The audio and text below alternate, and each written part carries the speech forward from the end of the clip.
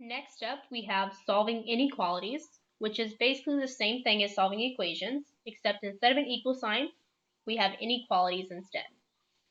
So our first step here, again, is distribute to eliminate our parentheses. So negative 2 times 4x is negative 8x. Negative 2 times positive 3 is negative 6, is greater than 2 times 2x is 4x. 2 times 1 is 2. Our second step was get variables to the same side. So I'm going to subtract 4x from this side. Oop, that should be a 4.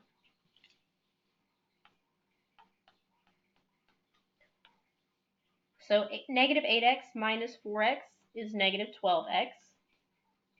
Minus 6 is greater than positive 2. Then I add 6 to both sides. So I get negative 12x is greater than 8. Then I have to divide. So I divide by a negative 12. But there is one rule with inequalities where if we divided by a negative number, we have to flip our sign. So since this was negative 12x is greater than, I have to change this to x is less than. So that happens anytime that you multiply it or divide by a negative. So now I have x is less than, we have 8 divided by negative 12. Well, since this fraction can be simplified, we can divide both the top and the bottom by a 4.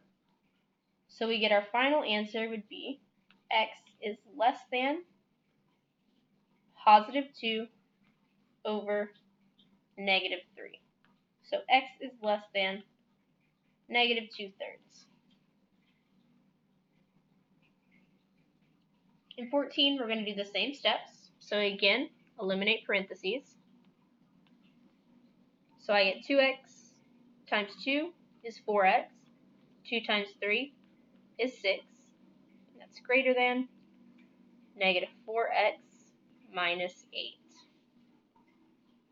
So I'm going to get my variables to the same side. Add 4x to both sides. 8x plus 6 is greater than negative 8. Subtract 6 from both sides now. So 8x is greater than negative 8 minus 6 is negative 14. Last step is we divide. So I get x is greater than negative 14 over 8. But negative 14 over 8 can be simplified. So that means I divide the top and the bottom by a 2. Our final answer is x is greater than negative 7 over 4.